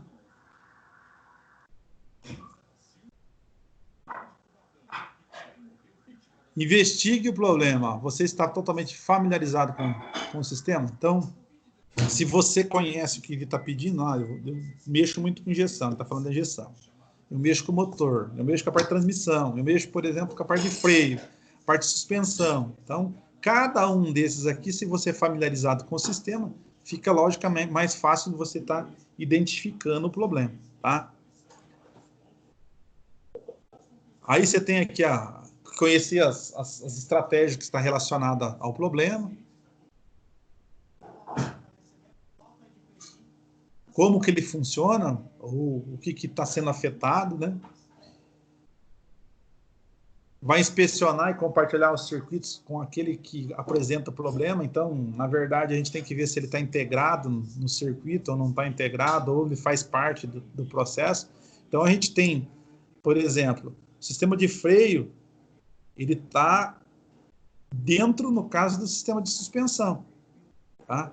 Então, se, por exemplo, eu tenho uma característica do veículo puxar para a direita, puxar para a esquerda, na hora que eu faço uma frenagem, pode ser um problema, no caso, tanto da suspensão, quanto um problema, por exemplo, do sistema de freio. Tanto um quanto o outro. Porque eu posso ter um carro totalmente desalinhado, que na hora que você freia, ele tende a puxar para um dos lados. Tá? Ou eu tenho, por exemplo, um problema de freio, tá? Que quando eu aciono, ele tende, no caso, a puxar para os lados. Aí ele fala que se os sistemas compartilhados estão funcionando corretamente. E aí fala que a causa deve estar dentro, no caso do sistema defeituoso, ou nos componentes utilizados por ele. E no caso de uma falha elétrica, e se há vários sistemas, falharem ao mesmo tempo, as possibilidades apontarão para um circuito de alimentação, conectividade, no caso de chicote com problema, umidade, contaminação, ou redes de comunicação com defeito, alguma coisa assim. Digo para vocês o seguinte, eu não sei se o professor comentou isso com vocês. Hoje, na atualidade, a gente tem que ter um equilíbrio, no caso de carga ou de bateria, muito regrado em qualquer veículo que a gente tenha. Então, até na hora de trocar uma bateria, a gente tem que, no caso, ver se aquela bateria é adequada para aquele veículo. Porque senão, se eu fizer uma troca e achar que o cara que está te vendendo a bateria que é mais barata, isso e aquilo, se ela tem as mesmas especificações, tem que ficar muito atento, porque eu posso estar colocando um defeito em vez de tirar um defeito. Tá? Que às vezes acontece isso, o cara vai lá para consertar um defeito, ele conserta um e coloca mais dois. Tá? Então, tomem cuidado em relação a isso daí. O equilíbrio de carga hoje, por exemplo, para os sistemas eletroeletrônicos é fundamental.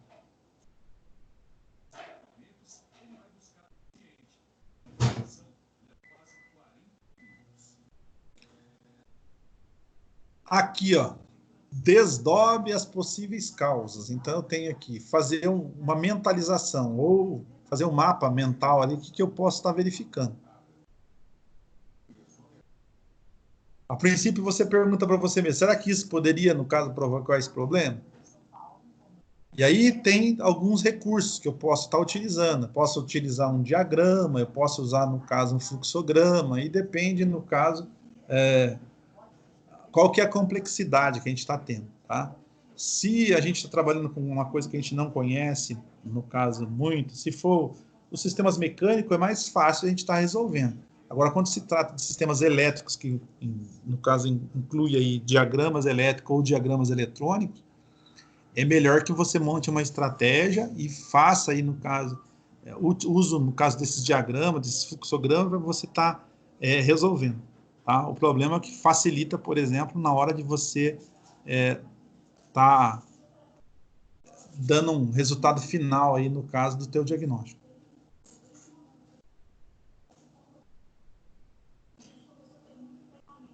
Aqui fala de isolar as causas mais prováveis. O que é isolar? A maioria das vezes o pessoal acha que, por exemplo, usando a ferramenta específica, especial, vai resolver o problema. Se o cara não souber identificar através da ferramenta especial, da ferramenta específica ou do instrumento, às vezes não vai adiantar nada. Não adianta, por exemplo, eu ter uma Ferrari na mão e saber só dirigir um Fusquinha. Então, é complicado. Tá? Então, a gente tem aí esses inconvenientes. Mesma coisa, faço uso no instrumento e não sei, no caso, os resultados, ou convergir as medições, os testes que vocês fizeram, no caso, no diagnóstico, no caso apropriado para o sistema. Então, quando eu for fazer uso, por exemplo, de um instrumento, eu tenho que, no caso, estar ciente que eu sei utilizar. Eu vou usar um manômetro, eu vou usar um vacômetro, eu vou usar um fluxômetro, tá? Um medidor de vazão. Então, tudo isso é essencial que a gente, no caso, saiba. Esse negócio de medição de vazão é um negócio interessante, porque até então, algum tempo atrás, o pessoal media vazão que jeito? Ele pegava num determinado tempo, acelerava a rotação em marcha lenta, ou média carga, ou em alta carga, para ver qual que era a produção de combustível. Tá? E hoje, quando eu falo em fluxômetro, eu verifico quanto ele produz em determinado tempo. Tá? Se eu tiver um fluxômetro, eu sei que a minha bomba vai, no caso, produzir tantos litros por minuto. Tá? Eu medindo o fluxo dessa forma aí, eu tenho como saber se ele vai ter a capacidade de alimentar ou não o circuito, no caso de alimentação de combustível, por exemplo. É a mesma coisa se eu tiver um mau contato e o circuito elétrico não tiver com a intensidade plena dele, no caso. Na hora que eu for medir, se eu não saber, no caso, interpretar lá o amperímetro, não souber interpretar, no caso, a medida de tensão, alguma coisa assim, que são as grandezas elétricas, também não vai adiantar em nada, tá? Eu tá lá para bonito falar que eu vou colocar e ver um número lá, deu próximo de 12, tô achando que tá ótimo o sistema. Então, às vezes, não quer dizer isso, tá? Aqui,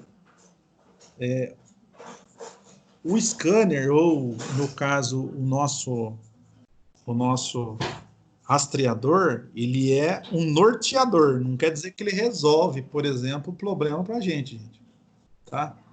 Então, na verdade, ele vai estar te norteando e te mostrando, no caso, um caminho, tá? E facilita, por exemplo, na hora de fazer a manutenção. E para fechar isso daí, na verdade, o que acontece? A gente só vai, no caso, trocar, por exemplo, um componente depois que eu fizer o teste, por exemplo, de continuidade do circuito elétrico, se for um circuito elétrico. Eu vou fazer o teste, por exemplo, de vazão, de pressão, se for um sistema de alimentação, tá? E ainda, se for sistema elétrico, a gente tem alimentação, tem o teste, por exemplo, de resistência no circuito, tá? Então, em alguns casos, eu tenho que fazer o teste de alimentação. O que é alimentação? Geralmente é o teste quando eu vejo se a tensão e a corrente elétrica é o suficiente para estar armando e desarmando aquele circuito elétrico. Tá? Se eu tenho todos esses parâmetros, tá? E algum falha, aí eu tenho, no caso, precisão e tenho algum, no caso, mais coeso do que é realmente aquele sistema ou aquele componente que está com problema.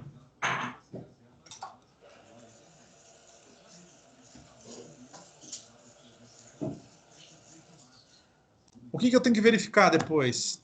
Teste a reparação, o problema foi solucionado, pergunte por que o problema ocorreu, irá acontecer novamente? Ele criou algum outro problema? Repare a causa, não o efeito, tá? O que é o efeito? O efeito é aquilo que está dando retorno para vocês.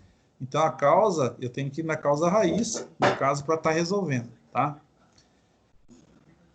Acione o sistema e faça o teste de rodagem do veículo antes de devolvê-lo ao cliente. Então, aquilo que eu falei para vocês, o teste, no caso, final, para fechar isso daí.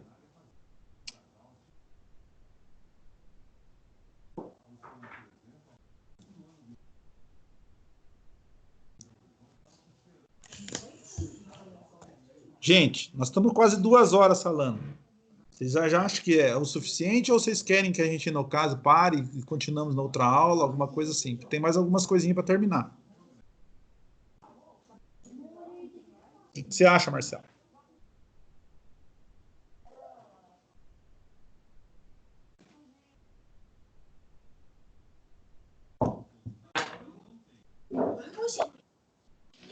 Oi, Marcos. Oi. Por hoje, umas 2 horas, eu acho que tá bom, né? Outra aula nós Eu falo isso porque tem alguns que a gente está conversando, outros não, o pessoal está escutando e tal. O ideal é que todo mundo também, no caso, a gente, no caso, vá trocando as ideias, porque, na verdade, aqui a gente está procurando facilitar aí o dia a dia de vocês, tá? E quem tem dúvidas, realmente a gente vai tentar, no caso, estar auxiliando vocês aqui nesse decorrer.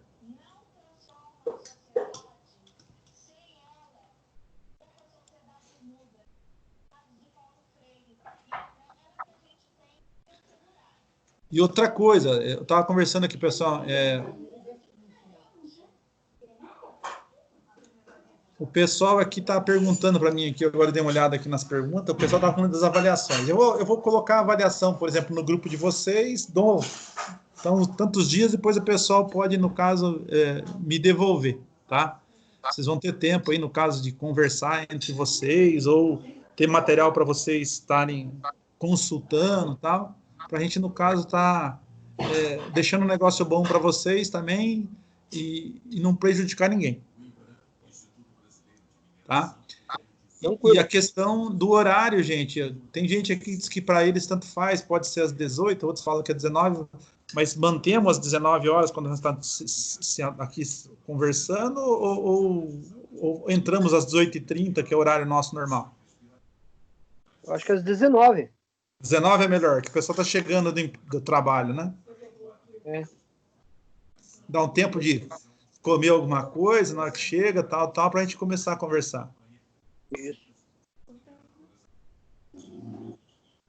Então tá bom, gente. Acho que seria isso hoje, ó. Faz 2 horas eu tô com o vídeo desse aqui, só que o vídeo, gente, eu tenho que pensar assim, esse vídeo nosso aqui, ele tá dando 1 hora, 2 horas. Ele não vai nem pelo WhatsApp. Eu tenho que mandar no e-mail, que daí eu coloco, por exemplo, no Drive. Aí quem quiser baixar, baixa pelo Drive daí. Vocês têm e-mail da turma, Marcelo? Tem. Tem? Tem. Eu peço pro Sérgio passar naquele zap lá. Passa no Zap, porque daí de repente, quem não assistiu, eu posso, no caso, colocar lá o vídeo para o pessoal, quem quiser assistir. Tá legal? Tá. Então, gente, vamos parar por aqui hoje. Uma boa noite a vocês. Se cuidem. Acho que amanhã o professor Giovanni vai estar conversando com vocês e vai estar começando já a falar sobre o trabalho de desenvolvimento de curso de vocês, lá de final de curso. Então, seria bom que vocês também comparecessem na aula dele. Tá ok?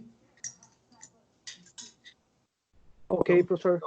Então tá, joia. Boa noite para vocês. Se cuidem, moçada. Boa noite, obrigado. Tchau, tchau. Boa noite. Tchau.